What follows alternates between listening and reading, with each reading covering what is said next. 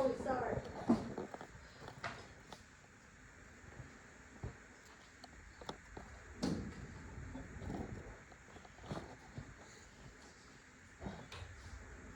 They used to do that at UCI during finals week, always. They never like really canceled class or finals. I don't know why students would do that. It was just so pissing us off at the library. Chapter 15, brain and cranial nerves. So what we're gonna do, we might finish this chapter today, we might send some of it to next week. We'll see. So brain.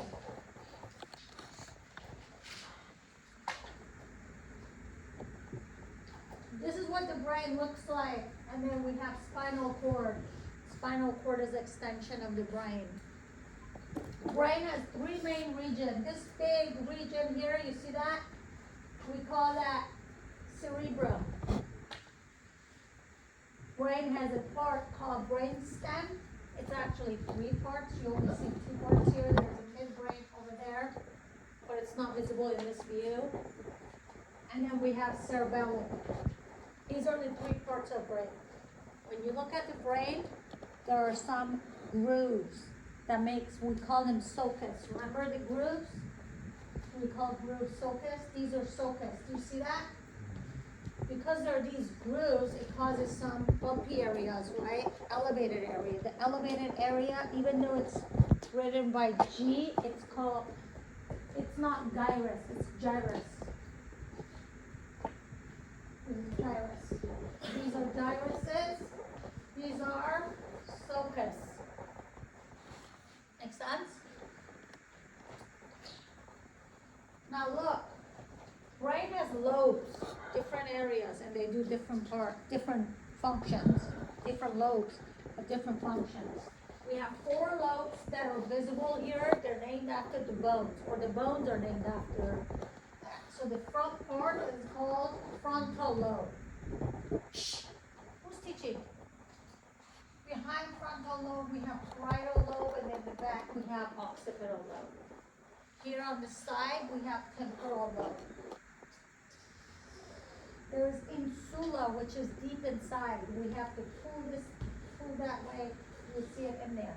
We have insula, but we'll get to that part.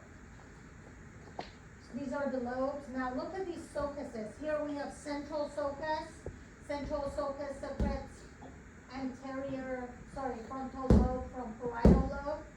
We have lateral sulcus that separates temporal lobe from frontal and parietal lobe. Questions? Look, brain stem, I said this part is midbrain. Here we have pons, medulla oblongata. Spinal cord is an extension of brain or medulla oblongata, because medulla oblongata is the last part of the brain. This is what it looks like. This is inferior view. We're looking from the bottom. These yellows that you see, these are nerves. The nerves are coming off of where? The brain. That's why we call them cranial nerves. But pay attention here. Remember I told you brain stem is 3 parts. So this is cerebrum. This is cerebellum. This is the 3 parts. 1, 2, 3. Here we call this region midbrain. This here is pons. This is medulla oblongata. Question.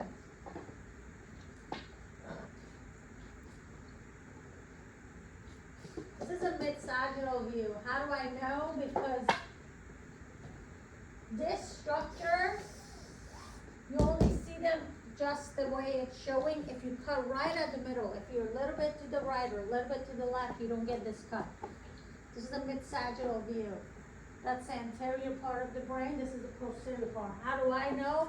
For me, this was easy to remember because I knew cerebellum is in the back.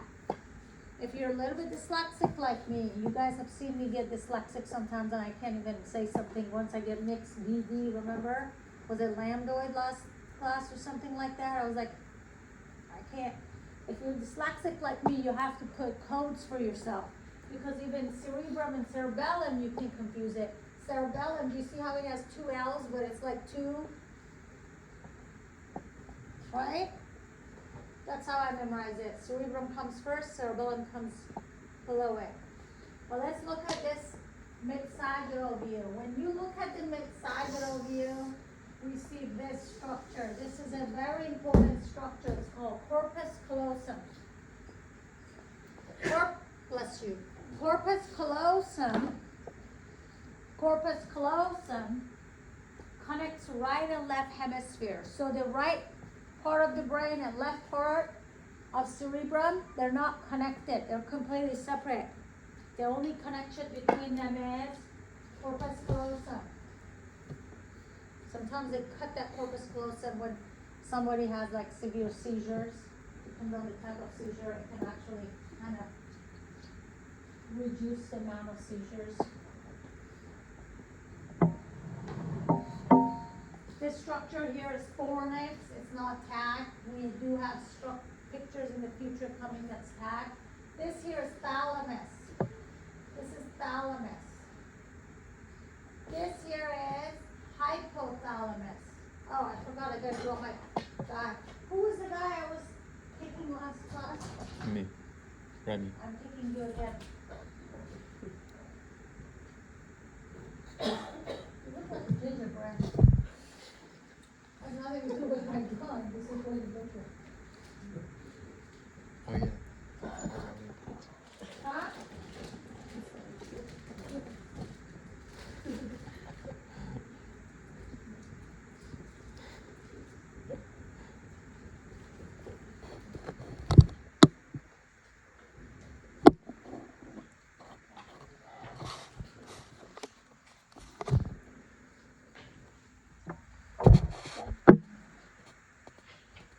Remember I told you everything is very specific in the brain, right?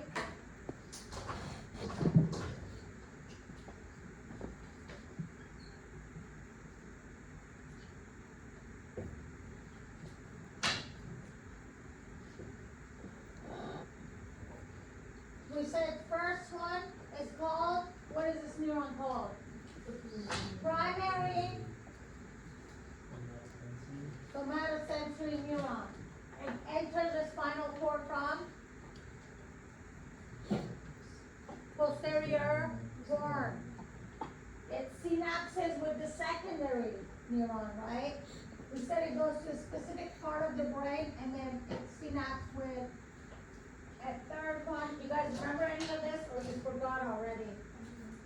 Huh? Well, you have a test next week. This class is going to get really small. Remind me to take the roll today. I don't know why there's only 40-something students here. 30 and 21 is what? 51?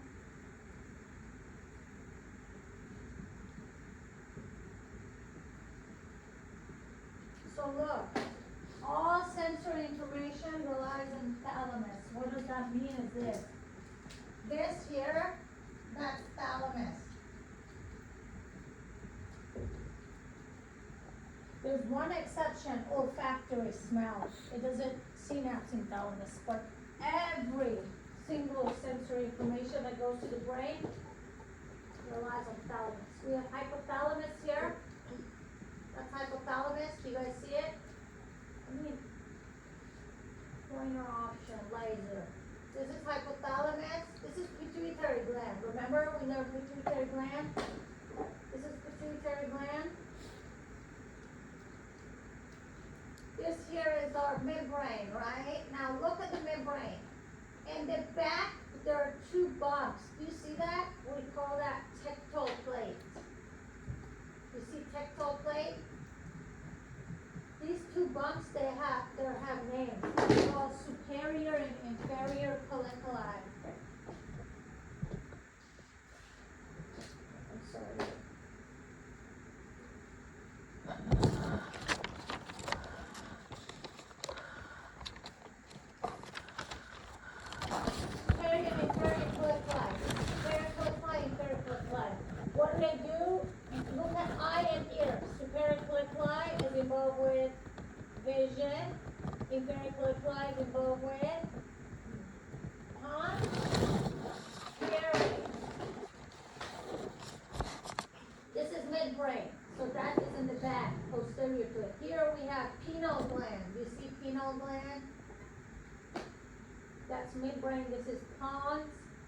This is medulla oblongata. This is cerebellum.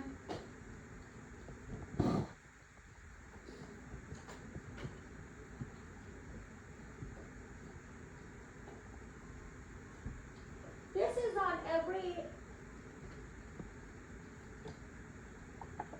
standardized exam. You're gonna have questions about this. I'm not gonna test you on it, but I'll tell you what it is. So whenever you have to study for this on any board exam, you can come back to it. I probably should start testing students on this. I don't know, I don't like it. So look here, let's go here. I'm gonna show you something. This is a neural tube. It's developed around like about 16 days, I think. Day 16 of pregnancy. What happens, this neural tube develops into neural canal. You see that? And then it has 3 parts. It has a forebrain, midbrain, hindbrain. Forebrain is called prosencephalon, midbrain is mesencephalon, and then hindbrain, is it hind or hind? Hindbrain is called rhombencephalon. That H you don't pronounce it, it's rhombencephalon. Now, the prosencephalon goes through more develops into telencephalon and diencephalon. Mesencephalon stays mesencephalon, and then the rhombocephalon goes into mesencephalon and myelencephalon. I thought, wait, did I say it wrong? No, this is correct. Yeah. So did you guys see what happened? That becomes these two, this happens, and then what you need to know is what ventricles it comes from, which parts, and you need to know which part of the brain comes from which part. Again, not for this class, but they always test you on standardized exams. Does that make sense? Now let me go back here. When did we say neural tube was formed? 16 days. At 4 weeks, we have all of the structures. What's the number 1 cause of, we don't really use mental retardation anymore, but I always say that before I say the correct word, because in case somebody doesn't know. What do we call it? Intellectually challenged. Do you guys know what mental retardation is? The new word for it in medicine is intellectually challenged. Does that make sense? So we don't say it because we don't like people, you know how sometimes people say stuff like that to each other, they think it's funny and it's not. So that's why we use intellectually challenged now. What's the number 1 cause of mental retardation at birth? Chemicals. What is the number 1 chemical? About 90-something%, I heard it. Alcohol. So I always used to think how disgusting people are. Why do you drink when you're pregnant? Or what happens? When does the nervous system start developing? Too early on. What happens at that time? Most people don't know they're pregnant. That's what's causing it. This is one reason why planned pregnancy is so important. Does that make sense? You always want to tell people, hey, you want to plan your pregnancy as healthcare professionals. It's very, very important what we eat, how much alcohol and drugs we use. It's not just for the woman, it's also for the man. You know, these are very, very important things. And that's why. So this is at 4 weeks, and you can see keep growing, 13 weeks, 26. This is upper. So in the spinal cord, I taught you guys this butterfly inside is the gray matter and the outer part is white matter. In the brain, it's kind of opposite. The gray matter is the outer part. So you see where it's called cortex, about 3/4 inch top layer of the brain. It's the cortex. is a cortex, cerebral cortex. Do you see that? We have some, excuse me, we have some more gray matter inside. Those are cerebral nuclei. Let me tell this to you. What is this? What is this cell called? Huh? Average for lecture exam 2, 65%. I'm predicting right now. What is this cell called? Huh? I heard it. Neuron. This is a damn neuron. It's too late. If you don't know this and you have a test next Wednesday or Monday, you say, I don't know, I don't care. Pretty much. Next Wednesday, this is bad. So look, the cell bodies in peripheral nervous system, where they're located, we call that ganglion. In central nervous system, where the cell body is, we call it nuclei. So when you hear nucleus, it's not the nucleus that's inside the cell. When we hear nucleus in central nervous system, does that make sense? When you see here cerebral nuclei, this is where cell body of neurons are found. Same thing with axon. Does anybody know what do we call the axon in peripheral nervous system? Nerve. In central nervous system, what do we call axon? Tract. Is it too small for you guys up back there? Yep.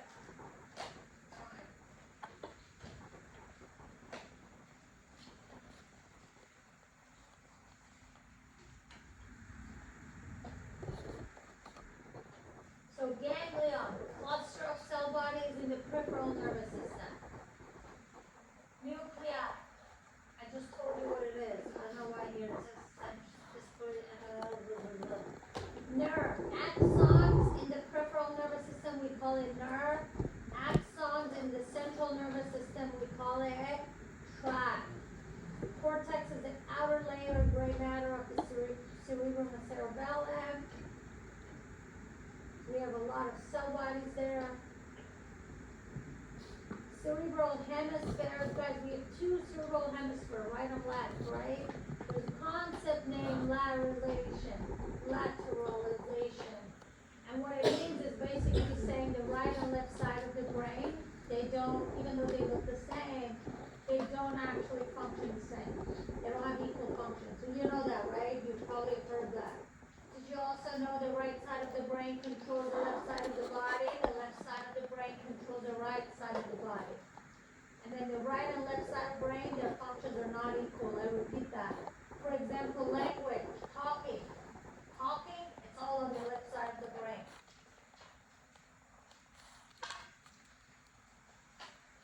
What supports the brain? Well, we have different structures. We have the bones, cranial bones. We already know that, right? We have connective tissues, which is the meninges. We're going to look at them. We have cerebral spinal fluid. That's the fluid. Do you guys know what SCF is? Cerebral spinal fluid. That's the tab they do when they want to check to see if somebody has like meningitis or something like that. You heard of that? And then we have blood-brain barrier, which we already talked about it. So these are the bones, you know that. Now, if you, well, we haven't done it. We have dural matter, arachnoid matter, pia matter. We haven't done spinal cord, so you don't know. This outer layer, the top one, is dural matter. Pia matter is embedded into the brain and spinal cord. You see this pink? That's pia matter. And those spider web-like structures are arachnoid matter. We have some septums. These are some connective tissues. We have falx cerebri. I'm going to show it to you. We have falx cerebelli, tentorium cerebelli, and diaphragma what it does is it runs between, oops, where is it now? It runs between right and left cerebral hemisphere, between the cerebrums. In fact, cerebelli runs between right and left cerebella. Remember I told you these are completely separate? Tentorium cerebellum, it's like a tent, sits on top of cerebellum. So let me show you. Sits here. Does that make sense? Like a tent. Because this is where cerebellum is, this is where cerebellum is. And diaphragm cella wraps around there. So at the top. Wraps around the pituitary gland that sits in Solocorsica. Ventricles of the brain. These are the cavities in the brain. Cerebrospinal fluid is made in these cavities and rotates around. Now look, we have two lateral ventricles. Do you see that? Lateral ventricles, they're separated by a thin structure called septum pellucidum. Look, this is lateral ventricle, this is lateral ventricle. So it says there's a sheet separating them. Septum pellucidum. Here we have third ventricle, here we have fourth ventricle. And this is central canal and spinal cord. So we have a dog right now. He's been acting really odd. We rescued him and he's been acting really odd. Did I tell you guys about him having this CT scan a couple weeks ago or no? I didn't tell you guys about a dog we want to have CT scan. But I think he has tumor, brain tumor. I didn't tell you guys, right? I was like, I think he has brain tumor. At first I was like, he might have like some brain abnormalities, congenital stuff. You know, but once I saw how crazy he is, I was like, there's no way anybody could have put up with this for 4 years. You know, something has to be up. So we did the CT scan. He doesn't have any brain tumor. The guy who did it said, there's no brain tumor. He's like, I don't see anything, but we have to wait for the doctor who reads the CT scan, write the report. I was very disappointed because I was like, I know something's wrong with the dog. But then I got the email, the report was sent to me, and the dog actually does have brain deformity.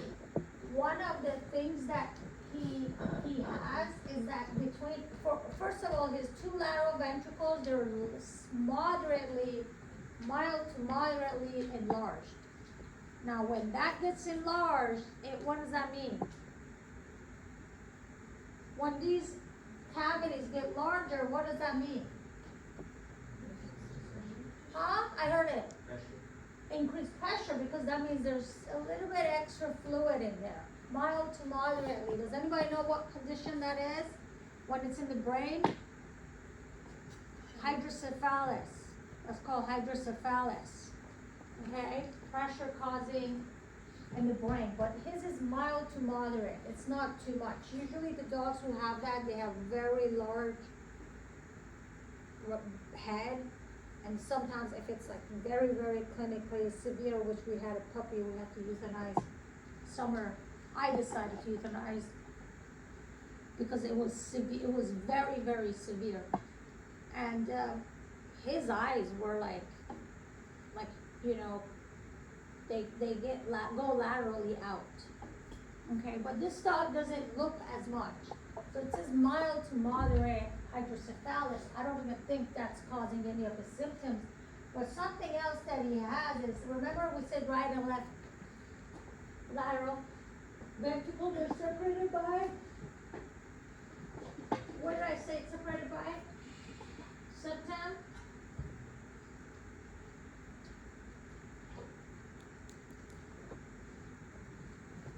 They're separated by septum pellucidum, right?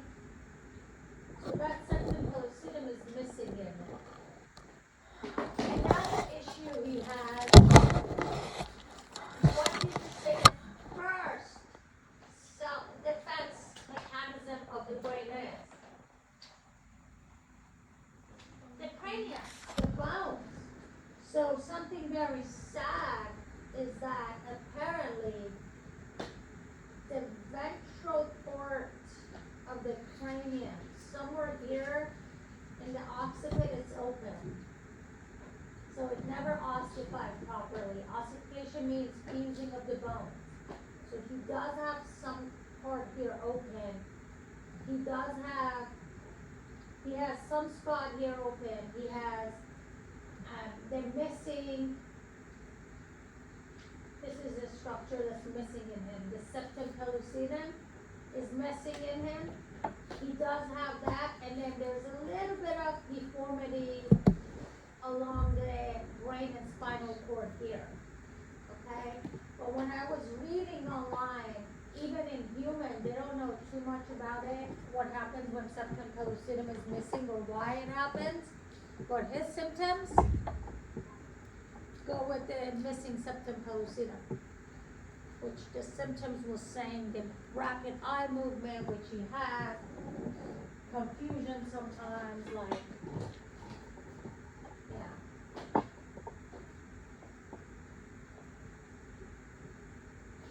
These are the ventricles, lateral ventricles, third ventricle, this is fourth, third and fourth ventricle connect by cerebral aqueduct. Now let me go here, I want to show you where those are. This here is lateral ventricle. You see that? That's lateral ventricle. You see that, this whole thing?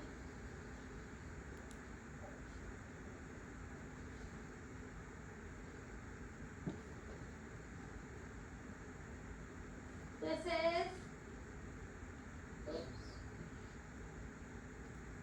That's lateral ventricle. Third ventricle is here. It's kind of hard for us to tag third ventricle unless we tag this area and say in this ventricle. Because it's part of what? Thalamus. Does that make sense? You see this cerebrum looks like it has a tree inside of it. The trunk of the tree is fourth ventricle, which that would make this part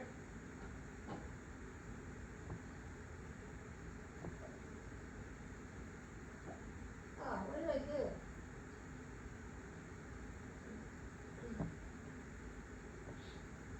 That will make this part here cerebral aqueduct. I guess fourth ventricle is more here. Does that make sense?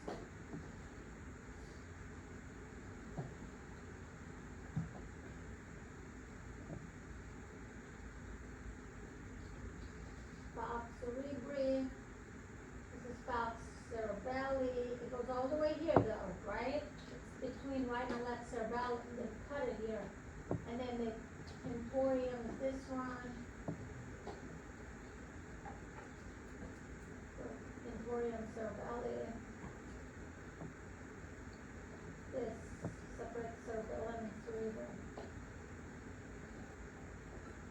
These are the questions you see on the test. I don't know why students do so bad on this exam. Lecture exam 2 is the lowest grade. With your class, the way you guys are studying, did you guys already submit your evaluations? Someone got you. If you haven't, let me know so I do it on Wednesday. But the way you guys are studying right now, the way you prepare, I think our lecture is going to be very low. We'll see.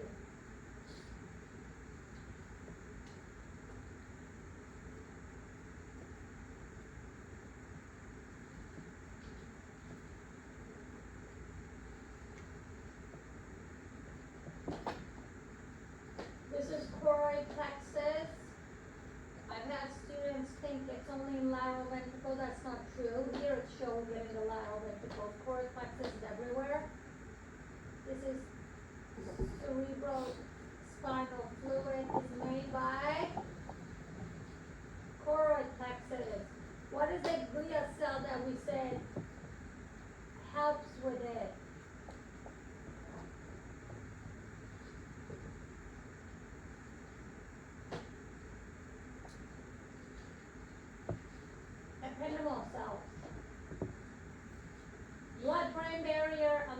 going into detail, we already talked about the drugs. These are the lobes of the brain. So we said we have frontal lobe, parietal lobe, temporal lobe, occipital lobe, and insula. This is a superior view. This is anterior. This is posterior. What is this sulcus again? Central sulcus. If that's central sulcus, can we call the gyrus in front of it precentral gyrus? Can we call the gyrus behind it postcentral gyrus? Yes or no? Yes. Now we have a longitudinal fissure. Look at here. You see completely separate. Right and left hand is completely separate. The only part here that you see is connected, that's corpus callosum. Now look here. This is your anterior. I don't know why I keep calling frontal lobe anterior lobe. This here is our temporal lobe. This is parietal lobe. This is occipital lobe. This is precentral gyrus, postcentral gyrus. Guys, parietal lobe is responsible for sensory information. Now look, postcentral gyrus is your primary somatosensory cortex. What does that mean is this?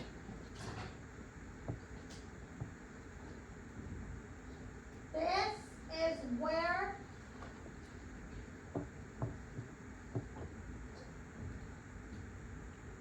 all our somatosensory information will land where?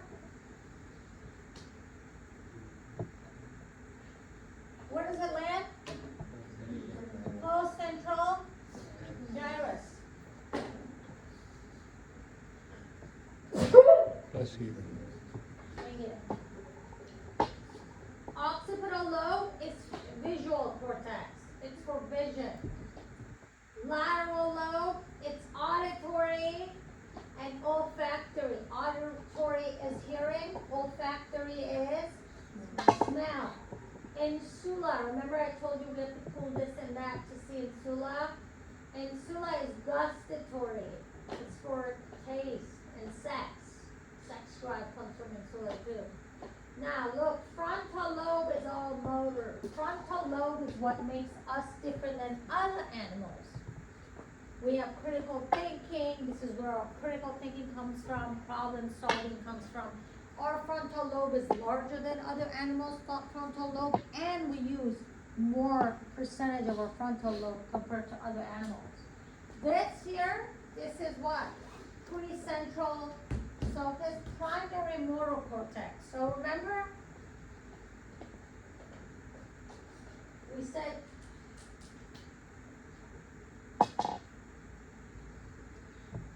somatomotor, remember? When he decided to move his hand, information came from where?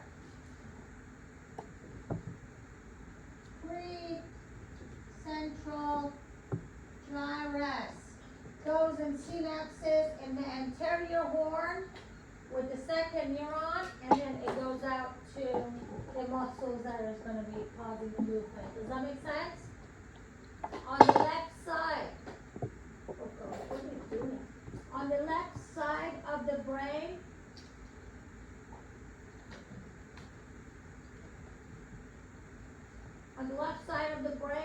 remember Terion or you don't remember? What are you doing? Hey! Sorry. Smelly gonna choke. Remember Terion? In the skull? We had a part called Terion where all four bones came together. In lecture you should have seen it. Underneath that, we have here where it's called Broca area. This is motor speech. In the backer part, where the three bones come together, we call that astrion. We have Wernicke area. Wernicke area is sensory speech. Broca is motor speech. What does that mean? How do we talk? Muscle contraction. It's muscle contraction. It's muscle contraction. Motor sensory. Motor. Me talking right now, this is motor. Now, what is this telling you? I'm having motor speech issues. That's motor speech issue. Sensory speech issue is like, did you go toothpaste brush together? Did you? Do you know the bird in the closet? Where we're going? From there. Yes, like they call it word salad. Word salad. It's like a salad you mix.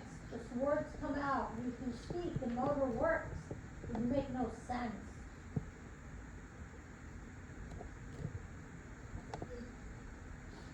It's very difficult.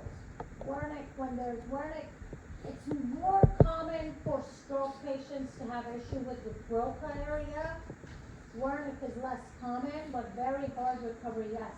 So, since they can't speak, can they write? They think and write the same way. They have a hard time. It's complicated.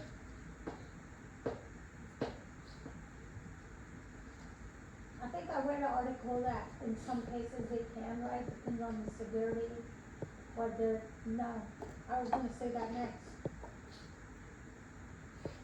They can't write, I think they can draw, something like that. I did a lot of reading about it once, it was interesting.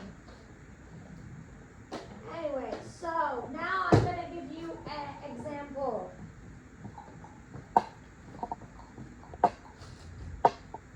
So,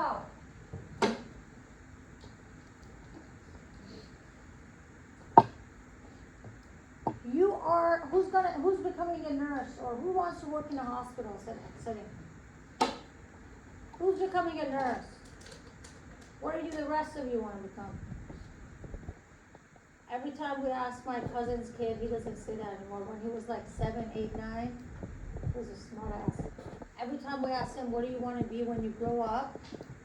This is only when he wanted to not do his homework and watch TV and stuff. You know what his answer was? Trash can. We're like, why? He's like, we're like, why? He's like, I don't want to listen to you lecturing me. He was so smart. Now I'm like, who wants to become nurse? Nobody raised their hand. I'm like, what do you want to become then? Okay, let's say you're the nurse at the hospital. Husband and wife come in. Husband brings his wife, emergency room. He says, my wife fell, hit this part of her head. What side is this? Right. Hit this side of her head to the chair handle, and it was metal. Since then, she can't talk. She goes, well, you're like, ma'am, what's your name? She goes, well. What happened to this woman?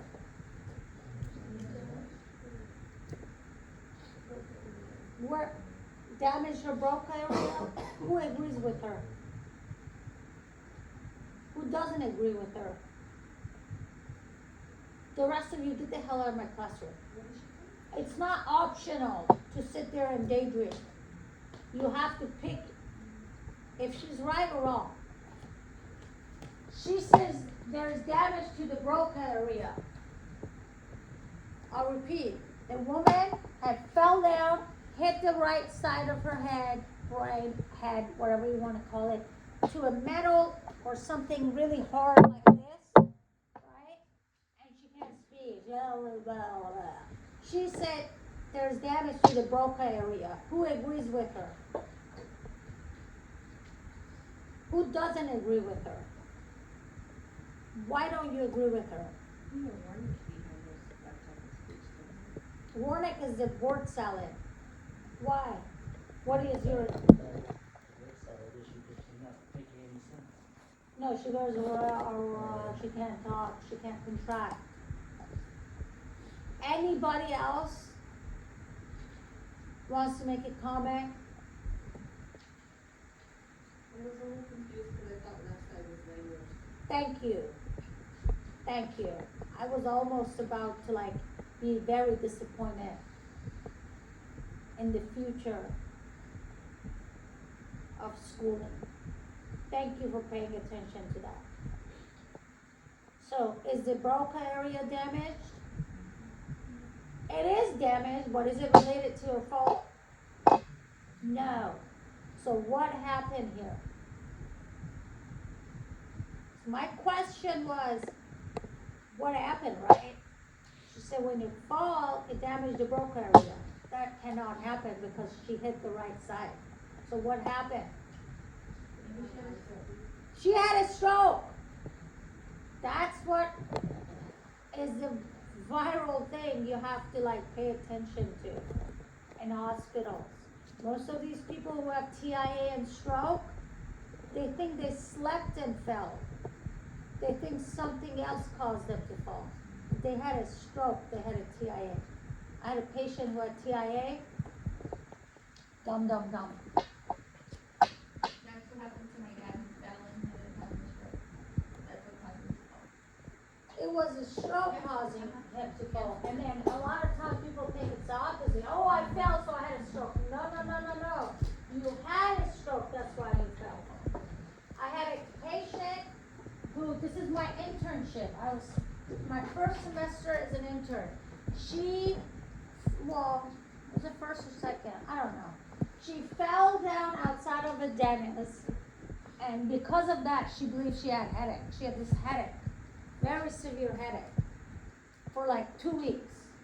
And 8 days ago, so she's having all these weird symptoms and she's not telling us what's going on, right? And then I do these tests. First of all, every time I bent, lateral benting and opposite rotation or same side rotation, she would blink. There was no orthopedic testing for that. There's no neurological testing for that. Does that make sense? So every time I do this on one side, she blinks. I keep telling my clinician, he's like, how do I write that in a report? I said, how do I write that in a report? We don't have a finding like that. I'm like, who says we don't have a finding? Because of that, I did cranial nerve tests. You know, when you're blinking, what does that mean? What would that mean? I thought somehow oxygen is not getting to her brain. That is causing that. Because when we don't get oxygen to our organs, what happens? They don't function. That causing that blinking. That's what I thought. Something was up in her cranium area. And I started doing cranial nerve tests. And when I did cranial nerve tests, she had 4 or 5 cranial nerve suggesting that she did have a TIA. Does that make sense? Mini stroke. And then I sit down and I'm like, listen. And then I look at her medical record. She had anxiety. She was bipolar. She was taking a lot of mental health medicine. Very important to pay attention to that. What do people do what do we do when we're in fear? What does fear cause us to do? Denial. A lot of times people think if they ignore something, it will go away. How many of you have heard before that if someone has a stroke or like a mini stroke, they're going to feel numbness and tingling on one side of their face? Has anybody heard that? Or like their lips are going to look weird? Anybody never heard of that? I have a feeling everybody has heard that as a kid. No? Anybody hasn't heard that? So I sit down and I'm like, I need you to tell me, have you had any period of time in the last few weeks or month where like your face was drooling or your lips? She's like, oh yeah, I woke up and my lips were like this. I'm like, did you tell that to your doctor? No, she was sent to us, referred to us by a medical doctor. Because she told the medical doctor I fell outside the dentist, Denise, and now I have head pain. And I'm testing her. Her muscles were fine, her ligaments were fine. This was not an orthopedic issue. You know, and then as I'm doing more testing, I'm like, why is she blinking? Now I do cranial nerve tests. I'm like, something's up in the brain. So I go to my clinician. And I'm like, why did you not tell that to your doctor? You know what she said? This is a 66 years old woman. She said, I had shrimp cocktail the night before, so I thought I had allergies to shrimp. 66 years old woman. I'm like, do you have allergies to shrimp? She said, no. Did you guys just hear that? What happened here? She knew she had a mini stroke or something. She knew something bad happened, right? She didn't even tell her doctor because she was hoping it would go away. 75% of the strokes, 75% of them are preventable. Because 75% of the strokes that happen, they've had a TIA within 1 year prior to that. They either need to be on aspirin, as simple as that, or they need surgery. They have stenosis. Stenosis is narrowing of the vessels. But they go misdiagnosed. It's not because doctors are bad, it's not because nurses are bad, but patients don't always tell us what they're supposed to. You would think if somebody wakes up and their face is like this and their lips are like this, you'd think they would tell that to their doctor, right? She had a complete different story from me. I literally had to sit down and be like, hey, listen, I need you to pay attention. And I told, because she came with her nurse, and her nurse was constantly laughing at her, and I said, I need you to stop laughing, or you need to leave. You need to get outside of this room. She went like this. I'm like, yeah, you need to stop. There's nothing funny here. And I told her, I'm like, I'm not trying to scare you, but I need you to tell me what's going on. And then she said, yeah, I had that. And then I go grab my clinician who was telling me the whole time. He's like, wrap it up, right? He's like, they thought like, it's funny, they were like, you spend too much time with patients. Well, the patient has something else. This is not chiropractic, you know? They're like, he's like, there's nothing wrong with her. I'm like, I was communicating with him, you know? And then I go to them and I'm like, 10 days ago, she wakes up like this cranial nerve, this cranial nerve, this cranial nerve positive. He's like, if you put a gun on my head, I'll tell you she had a mini stroke, she had a TIA. I'm like, oh, now? Because the whole day he was telling me, wrap it up, you know? Anyway, so he comes back in the room. Now he's the doctor. It's my first semester as an intern, right? I don't know all the questions. He asked her, he's like, do you have blur vision? She's like, yes. That's another sign of TIA stroke. Blurred vision. She had a blurred vision.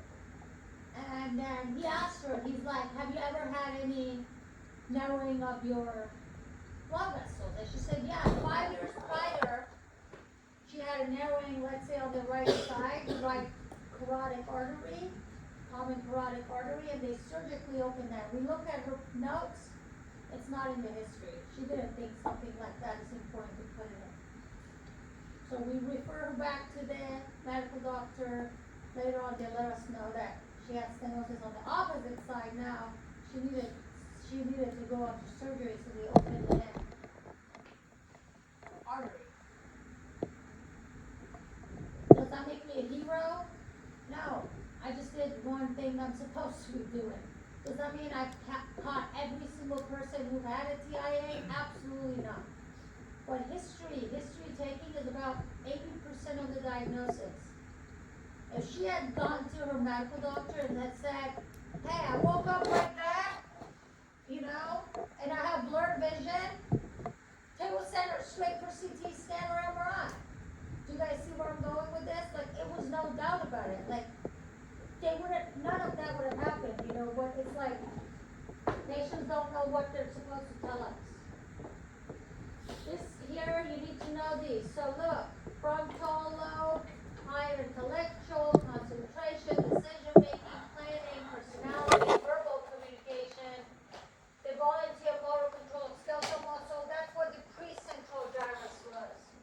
Parietal lobe, this is all sensory information. Temporal, we said it's all auditory and olfactory. And sola is gustatory, taste and memory. Occipital is vision.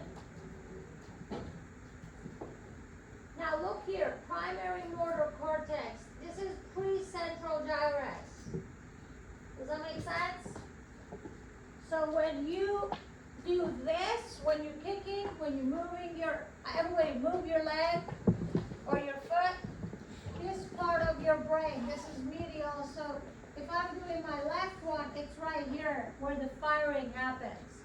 So they basically hook people up on machines, right? And they said, flex your bicep, move your toes, wiggle your fingers, and they saw where the firing in the brain started. Isn't that beautiful? Like how amazing and organized this all is?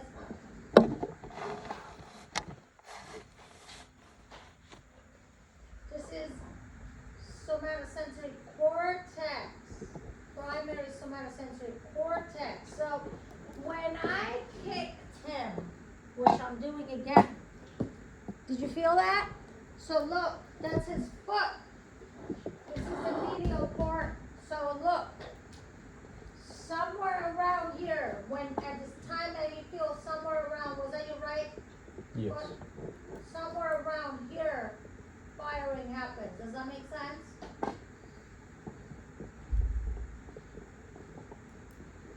Now, we have three types of tracts. Remember, tracts are the axons in the central nervous system. We have three types of tracts. We have association tracts, commercial tracts, projection tracts. I swear these are the questions on the exam. They're so straightforward. I don't know why the average is going to be out.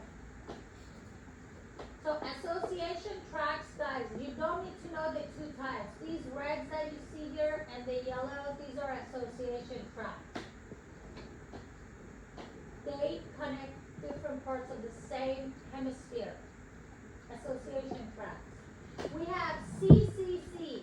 We have commissural tracts. Commissural tracts connect the right and left hemisphere, and they go through corpus callosum. Does that make sense? We have projection tracts. They project down into the spinal cord. Questions?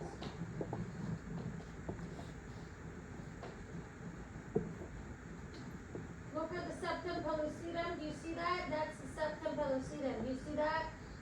That's missing in our dog. Do you see that? It's right here.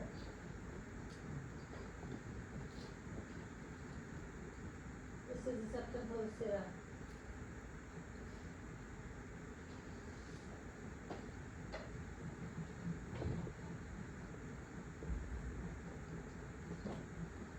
So look, this is the fornix. This here is choroid plexus. This is thalamus, hypothalamus, pituitary gland. We talked about what thalamus does, all sensory information with the exception of olfactory. Relays on thalamus.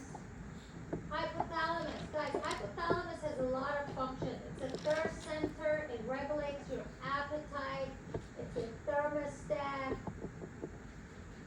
it's your basically hunger sensation as well. So all of these are functions of it.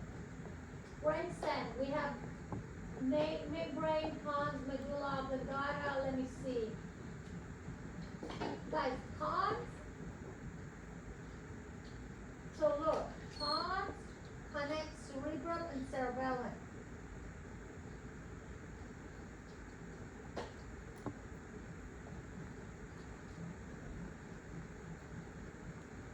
Cerebellum, this tree of life. You see the white matter in cerebellum? We call it arboretum. Cerebellum is for balance and coordination. When you're drunk, if you do that, what happens? Because alcohol basically inhibits cerebellum. So it's for balance and coordination of your skeletal muscle. What else I was gonna say? I gotta draw this human again for you next week.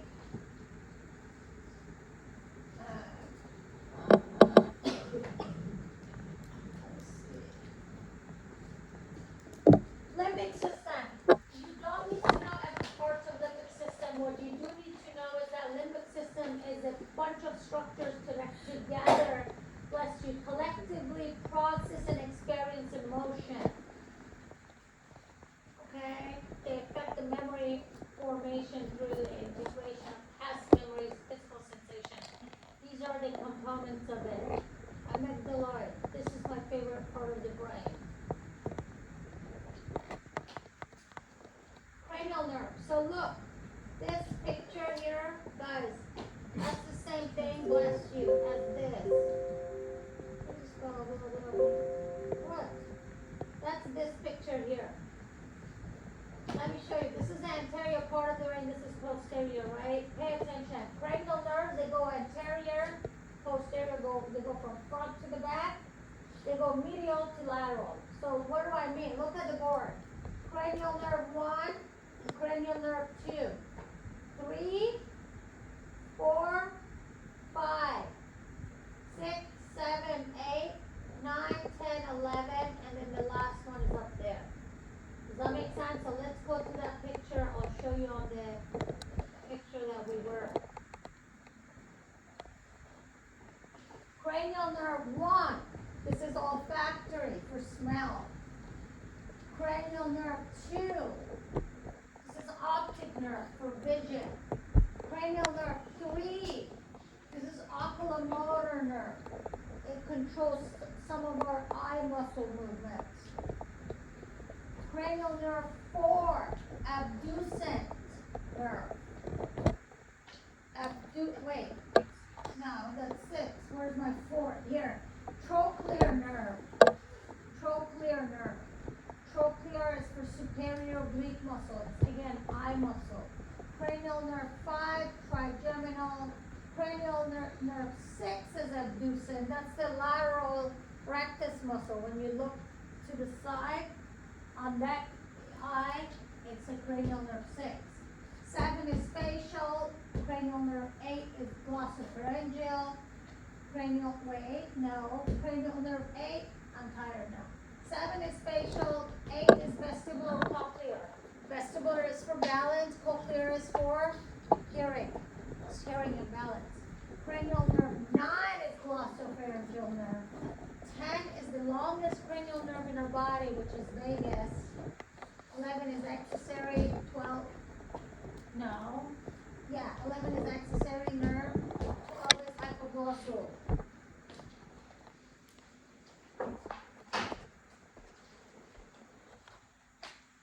Question? We need to know their name, number, and the function of the ones I told you. Question?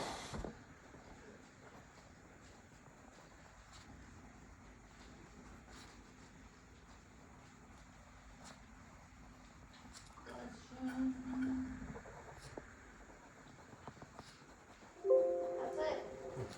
Questions? Send it to you.